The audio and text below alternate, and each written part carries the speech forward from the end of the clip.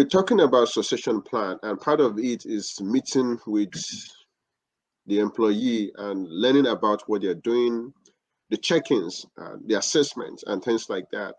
And my question on that is, with your experience, what do you recommend for what are the factors to determine the mode of check-ins and how frequent the check-ins should be? Because sometimes some employees feel, well, I mean, do we have to meet every week or every other day? Can we meet every 2 weeks?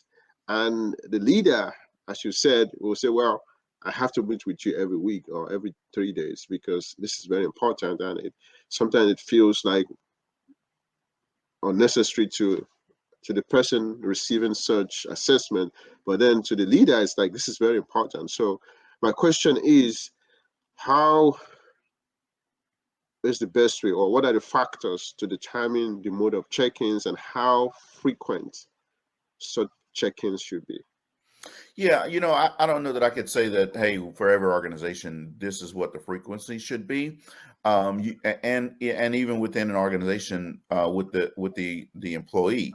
See, if you have, Ken Blanchard talks about situational leadership, and situational leadership looks at employees in four different areas. There's skill level one, which is a person that's new at a skill or task, all the way to S4.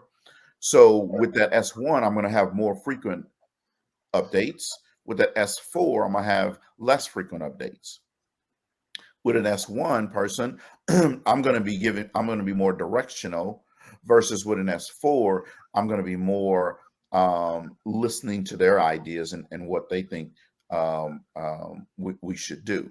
Right. So that part's going to be a little bit different. However, every organization should be identifying strong candidates early, right?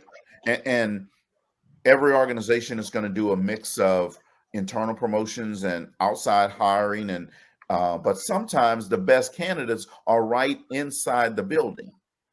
But if you want to develop new managers, new leaders, then you have to be able to um, uh, understand what their strengths and weaknesses are. So that's going to require those updates, right? That's going to require conversation, and it's not going to just be an email type thing. We're going to have to get together so I can get to know what your strengths are, what you like, what your weaknesses are.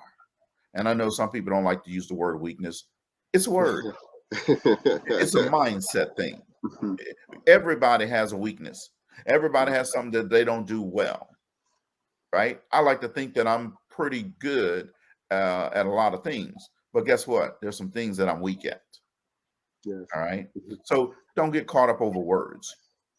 Now, with that being said, identifying strong candidates for management roles is an ongoing process, and it should be an ongoing process. Employees with management aspirations and they have that potential should be identified early. The way you're going to do that is by meeting with them and updating with them, looking at the work that they're doing, how well that they can perform that job. We talk about that in one of the chapters in the book, how to identify these candidates early. Um, and um, and when you create a company culture, a growth company culture, nobody's going to be arguing over how frequent you're updating, because you know what? I'm going to know it, how frequent I need to update with you. And Yes. because you're going to be growing,